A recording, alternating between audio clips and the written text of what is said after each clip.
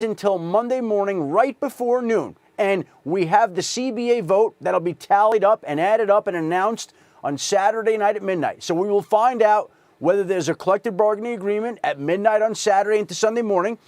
Teams will have until Monday morning, later in the day, 11:59 a.m. Eastern, to use their franchise tag on players. And then at noon, literally 1 second later, the legal tampering period kicks off. And so you've got this period here of news and events that's going to lead to the NFL being as crazy as it has been next week from 11:59 a.m. to noon on Monday.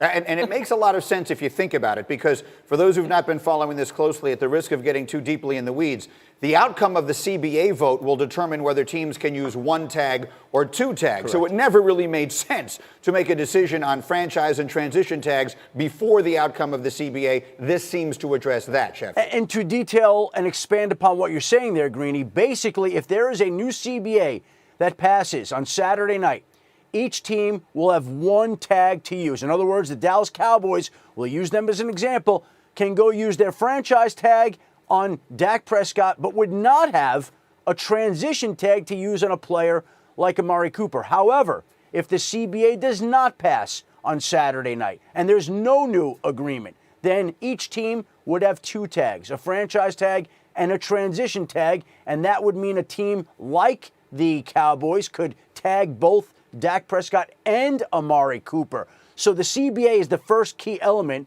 that has to happen that will impact the NFL for the next 10 years potentially. And then obviously the franchise tags will impact this offseason and how teams are conducting business next week. Okay, yeah, it never made sense to me to do it in the reverse order anyway, so I think this is obviously better. We'll see. Then we get to Monday at noon, and all the free agency the legal tampering begins, and then 2 days later, the new league year.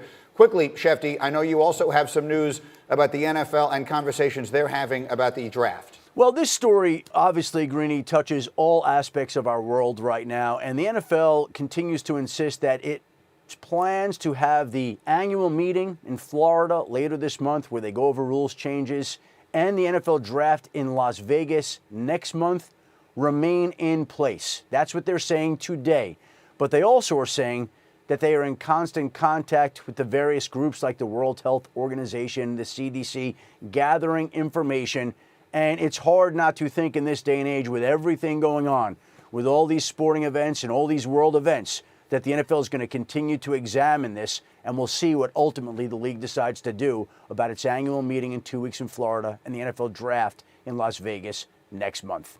Okay, and so obviously all of that pertaining to the coronavirus, and that is far more significant than any of the other things we might discuss. But I do feel obligated to ask you, as we sort of continue working our way towards the free agent piece, anything new on Tom Brady as far as you are aware, as this thing sort of winds its way towards finally him being able to talk to these other teams? Greeny, it's status quo right now. I think everybody is waiting to see what Tom Brady decides to do. Again, you'd have to figure that the Patriots are going to have some sort of conversation with Tom Brady here before the legal tampering period begins. But again, I would imagine that the Patriots' stance is much like a lot of teams' stance. Everybody is waiting to see whether or not the CBA passes on Saturday night so they know the rules that they're operating under. Again, you can work out a contract with Tom Brady and the Patriots, but it's nice to have guidelines under which you're working. And the Patriots don't have that right now. So to me, once the league and the players and everybody finds out whether there's a new CBA, I think then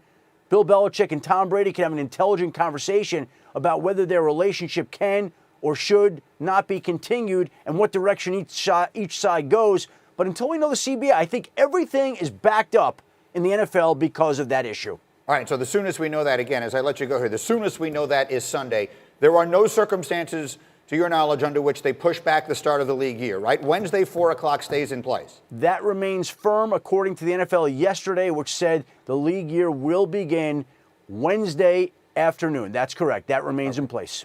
Outstanding. Schefty, the best. Thank you, my man. We will check back with you soon. But there you have it. Let me bring this to the table here. And again, Diana Rossini with us all morning long. That's a significant bit of news there, that they have pushed back the franchise tag deadline to Monday basically at noon Eastern time. And again, it makes sense to me because the CBA will have been decided and teams will have clarity on all of that. How does it impact some of the players that we've been talking about? I think probably the organization that it affects the most right now is the Dallas Cowboys, who we've been talking about every single day, I feel like, for the last few weeks, because now they have these options with Dak Prescott and Amari Cooper, whereas before this, we weren't really sure what path that they would have to go. So, you know, we've been talking about this earlier, or at least for the last hour, just sort of all the confusion surrounding this.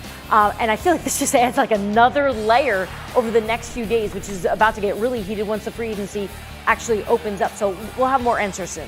Yeah, we had your brother, his Instagram video on earlier today. And I feel like when you think about all of the different moments here, we're going to be looking back on this time and saying this vote of the CBA, whether it's going to pass or not, and the players' confusion, to Diana's point, really was pivotal in all of this. No, this is huge. The CBA is, we talk about it a lot, but honestly, we don't talk about it enough because right now it's literally dictating decisions that are being made. Think about the Cowboys, to Diana's point. Now they have 3 or 4 more days to work out a deal with Dak Prescott, one of the biggest stories, if not the biggest story in the NFL. But most importantly, the CBA dictates whether we will see football be played, whether it's 2021 or 2022, if 2020 or 2021, if a work stoppage occurs. So the players right now have to realize how much power is at their hands and just make sure they use it properly. For both of you, for Bobby and Acha, the former players, and you've sort of lived through this, do you have any sense of whether it is likely to pass or not? You know, I was texting with some the union reps last night, and some of the, I think most of the guys were on the pro CBA side,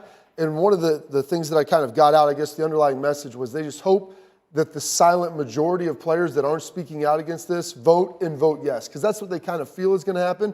But I think this is going to be one of the tighter votes probably in NFL history when it comes down to ratifying a new CBA. Well, and what your brother detailed so eloquently is the fact that for a certain percentage of superstar players, they're the ones that have been vocal about this not wanting to pass. But then for the large majority, it actually benefits them so much. The thesis statement, to put it all in perspective in a few seconds, the CBA cannot benefit everybody. It's just impossible that one body of language, one body of work can benefit the entirety of the NFL. It does not benefit the superstar players, Russell Wilson, Aaron Rodgers, J.J. Watt. It just doesn't. But what it does do is benefit the vast majority of NFL players. So both perspectives make sense. Both sides are correct. However, the current CBA benefits the majority as opposed to the few. I will tell you one thing, when you look at this, them pushing back this timeline, that guarantees that people are going to now be negotiating through the weekend. So any illusions, the fact that they could be having this weekend off, that is done.